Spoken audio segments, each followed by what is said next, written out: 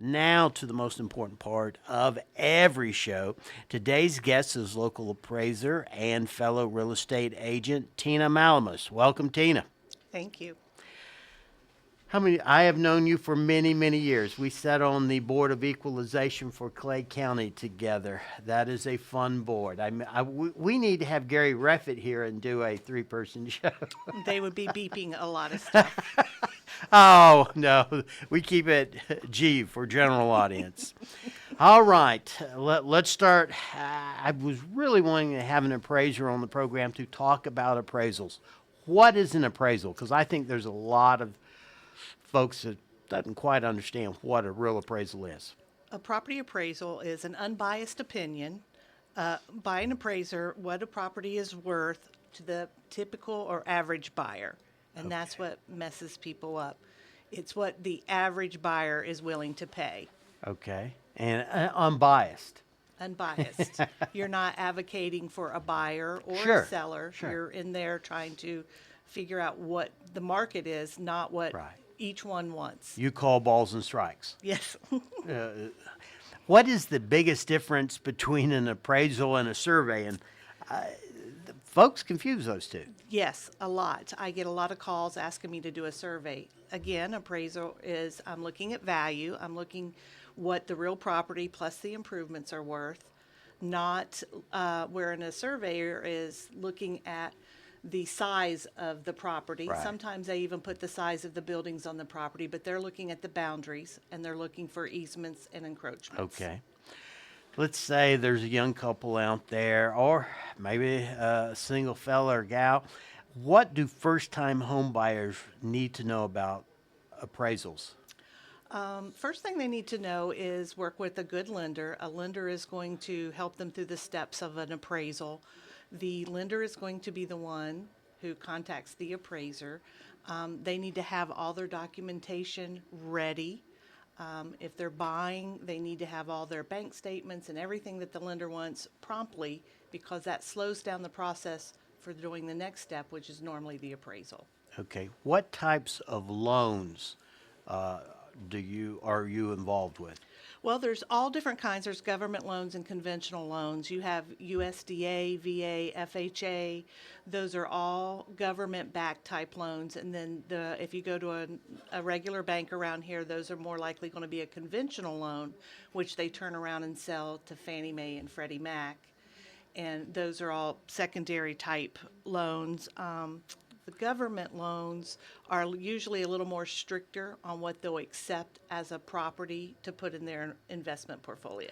I guess my question then would be, does it matter from an appraisal standpoint what type of loan it is?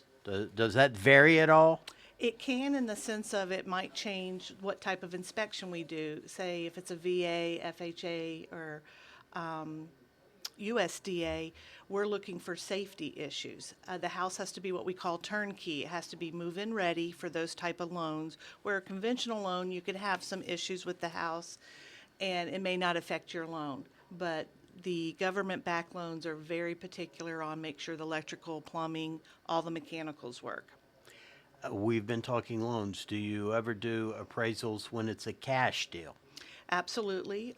Individual people will hire me to do one just so they feel comfortable with what they're offering. Okay. Who normally, when you're out there working, who normally contacts you? Do they call you? Do they email you? Who orders the appraisal? Usually, if it's a loan situation, the lender has to be the one.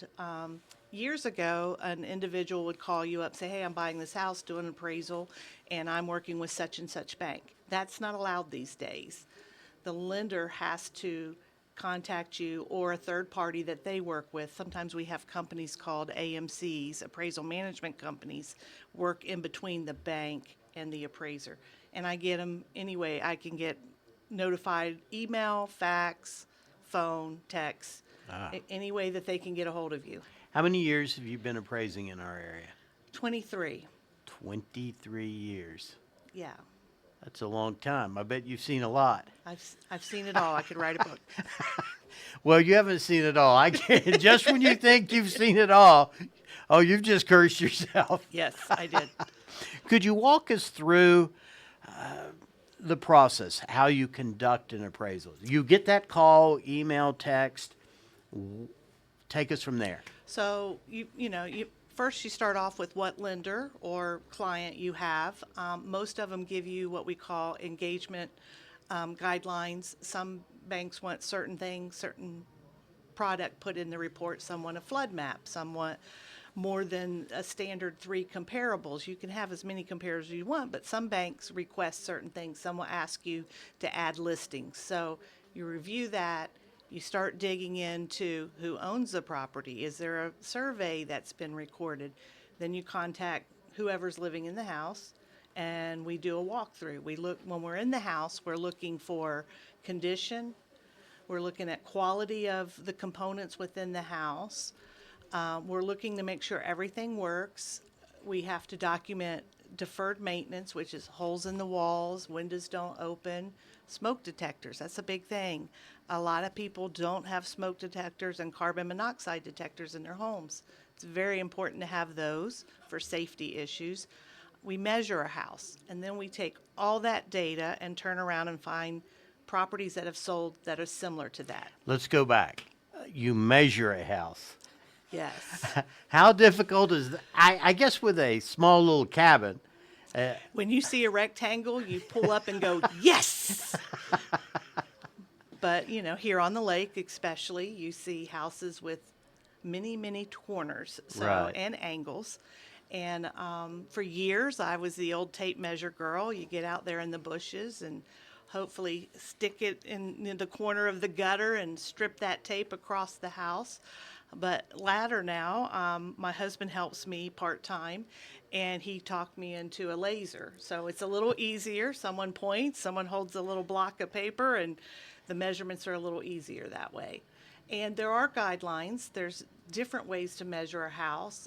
If you're getting a standard loan, back I think 3 years ago, 2019 I believe it was, they finally come out and said, you're going to use this type of measuring to measure a home. Oh, wow, that's nice. So it's uniform. It's uniform. More uniform. So everyone should be on the same page. We're still not, because county tax assessors aren't always following the same guidelines.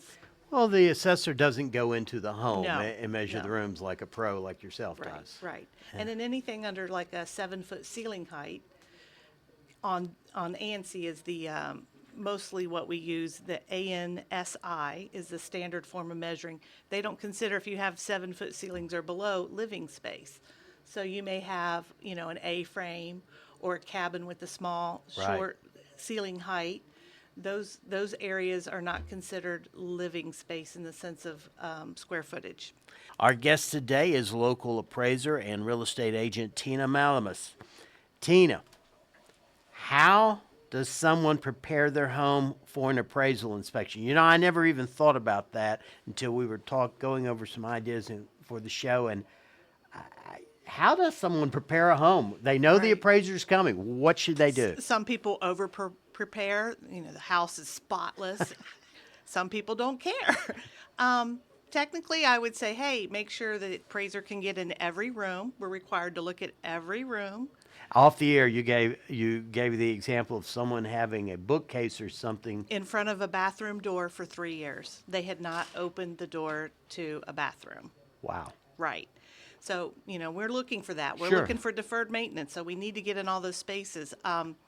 My love would be you have minimal bushes and plants, landscaping around the house so that we can get in there and actually measure Sure. on the exterior. But, make sure it's safe for the appraiser to walk around the house. We step on kids' toys, doggy toys. We're Doggy stuff? Yes, absolutely. And a lot of appraisers, depending on the type of loan, they're going to be looking in your attic and your crawl space. So make sure that crawl space door is unlocked, easy to get into.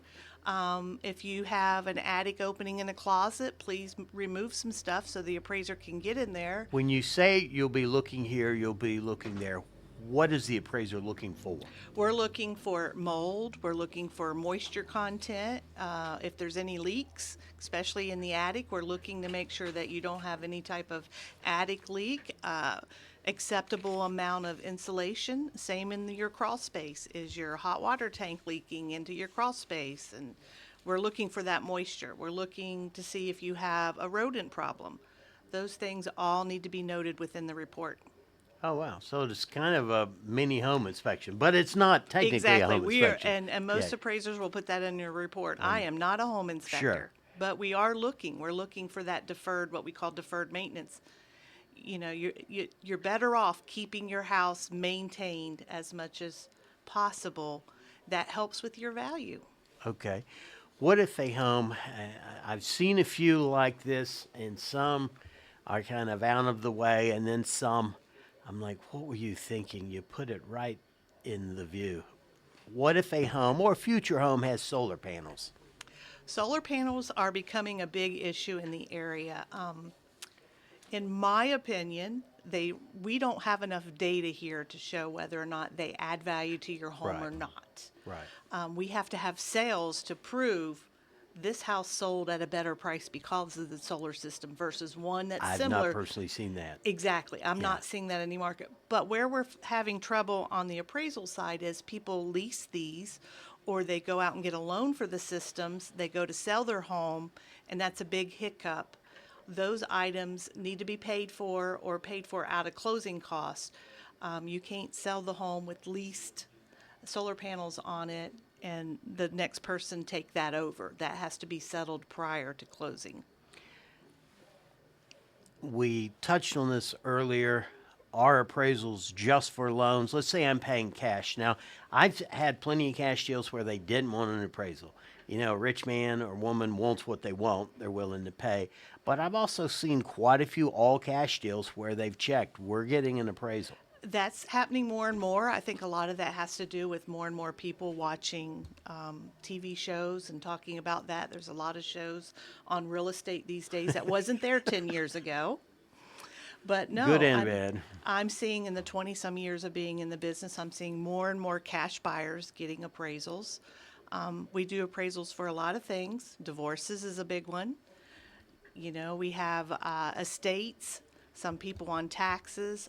If you're going to donate your property to some organization, we come out and figure out what the value of that donation is. I remember years ago a gentleman was donating a vacant lot to Cars for Kids, and we spoke. Yes. Yeah. All That right. happens a lot. And, you know, it's a good thing that if people can do that and get that off the books. I see a lot of people don't plan on using a lot. They got a good deal on it just to get it off their list of things. All right. You mentioned going through the big D, divorce. Yes. Can Have you ever had a property owner, and I'm guessing this may happen in that arena, a property owner disagree with the value of the appraisal? Absolutely. A lot of people disagree. Everyone thinks I'm they guessing it's worth more than. usually everyone thinks they live in a palace. It happens. Yeah, and a lot of times both sides will get an appraisal, the husband Right. and the wife or one Sure. of the spouses. What we do is, usually we should be, if we're both doing our job correctly, fairly close in value between the two. We're not perfect. It's an opinion. Right. It happens. People disagree all the time on those values. So, and the appraiser should be unbiased whether you're working for one side or the other. We cannot advocate for one side or the other. Are there different types of appraisers? Yes, we have many types of appraisers. I'm a certified residential appraiser. You have general appraisers who are doing more commercial work. A lot of the commercial work is businesses or a commercial type building. A lot of them do perspective, which, here's a big giant vacant piece of property on the side of the interstate. We're going to put a mall here. What's that going to be worth? Those are big jobs. Some of those commercial appraisers can work a year on a project. Us as residential appraisers, we're trying to work less than 7 days. Doesn't always happen, but that's a time frame that we're in. So you have appraisers who appraise just timber on a property. And you have appraisers that appraise just farms. Gas stations are quite interesting. A lot of gas station appraisals are based on gallons per gas sold. Oh, wow. Yes, I've Interesting. never gotten into that. That's all commercial. But to get to that point of becoming an appraiser, there's quite a few steps to get up to those different levels. Describe in our, and I've got to think this happens in our area. Coming from Florida, where there may be a subdivision with 2,000 homes and you've got model A, B, and C, is it somewhat of a challenge to be an appraiser in our area because there's so many custom? I mean, everything's Everything's custom. custom. Yeah. When I first became an appraiser, I was told if you can work in a rural situation, you can work anywhere. And it is. It's quite, some jobs can be quite tasking. It's long time trying to figure out what to compare it to. That's why a lot of times we prefer to do square footage over bedroom count. If you're in that big giant subdivision, you can figure out what a bedroom and bathroom is worth more Right. that way because most houses are similar in size. Where here, it's crazy what you find in homes sometimes. What does it take to become an appraiser? One of the strange things I thought is you have to be a U.S. citizen, have to be 18, Interesting.